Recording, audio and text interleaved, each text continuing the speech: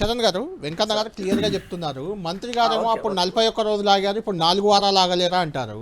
వెంకన్న గారు ఏడాది ఆగాము, గత మేలోనే ఇచ్చాము ఈ డిమాండ్లన్నీ, ఇవి కూడా మా డిమాండ్లు కావు, కార్మికుల డిమాండ్లు కావు, ప్రభుత్వమే వాళ్ళు ఇచ్చిన హామీలే అవే అమలు చేయమని అడుగుతున్నాం. 2.5 ఏళ్ల పదవీ కాలం అయిపోయింది ప్రభుత్వంది, ఒక్క డిమాండ్ కూడా నెరవేరలేదు. వాళ్ళ ఆవేదనలో అర్థం లేదా? వాళ్ళ వెనుక బీఆర్ఎస్ ఉందా, తాలిబాన్లు ఉన్నారా, పాకిస్తాన్ ఉందా? సార్ ఇక్కడ కాంగ్రెస్ ప్రభుత్వం వచ్చిన తర్వాత ఆర్టీసీ సంబంధించి ఏం చేసిందో చాలా స్పష్టంగా ఈరోజు మంత్రి గారు చెప్పారు. కాంగ్రెస్ ప్రభుత్వం కూడా సానుకూలంగా స్పందించే ప్రయత్నం ఏనాడు వెనుకపోలేదు. ఇక్కడ రాష్ట్ర ప్రభుత్వం వాటా 67% ఉంది, కేంద్ర ప్రభుత్వం వాటా 33% ఉంది. 65 లక్షల మంది ప్రతిరోజు ప్రయాణం చేస్తారు. ప్రజలకు ఇబ్బంది అవుతుంది కాబట్టి అందులో మహిళలు దాదాపు 45 లక్షల మంది పైగా రోజు ప్రయాణం చేస్తారు. కాబట్టి కొంత మానవీయ కోణంలో ఆలోచించని చెప్పి కాంగ్రెస్ పార్టీ కోరుతా ఉంది. 32 అంశాలు 29 అంశాలు పరిష్కరించే ప్రయత్నం చేస్తాం. దాని మీద కూడా హామీ ఇవ్వాలి అని చెప్తారు. హామీ కాదు, చర్చలు మధ్యలో చెప్పింది. చర్చలు మధ్యలో ఉన్నప్పుడు బయటకు వచ్చి మేము సమ్మె నోటీస్ ఇస్తున్నాం అని చెప్పేసి అర్ధరాత్రి బయటకు వచ్చారని చెప్పి ఇచ్చారండి వాళ్ళు నోటీస్. హాస్పిటల్ కోసం ఇక వినాల. అదే సార్, ఉద్యోగుల సంక్షేమం కోసం ఆరోగ్య భద్రతకు ప్రమాద బీమా ₹1 రాష్ట్ర ప్రభుత్వం ప్రకటించింది.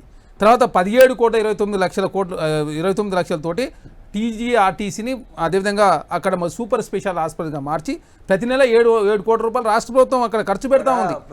అదే సార్, అదే వస్తున్నది. ప్రజావాణిలో 491 అప్లికేషన్లు వస్తే ప్రభుత్వం అంటే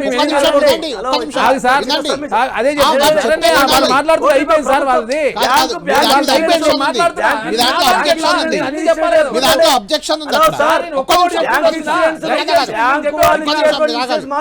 కాదు, ఆ యొక్క అకౌంట్ ఖాతాదారులకు అందరికి వస్తే బ్యాంక్ ఇన్సూరెన్స్ అది ప్రభుత్వం జేబులోకి వెళ్ళి ఇచ్చేది కాదు. ఏం మాట్లాడుతున్నారండి?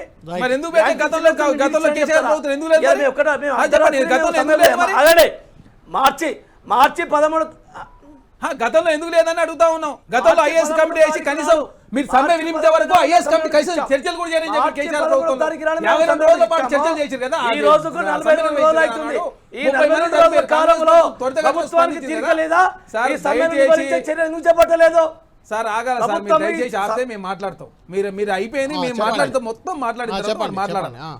మా ప్రభుత్వం వచ్చిన తర్వాత 2,800 కొత్త బస్సులు కొనుగోలు చేసిందా లేదా చెప్పండి.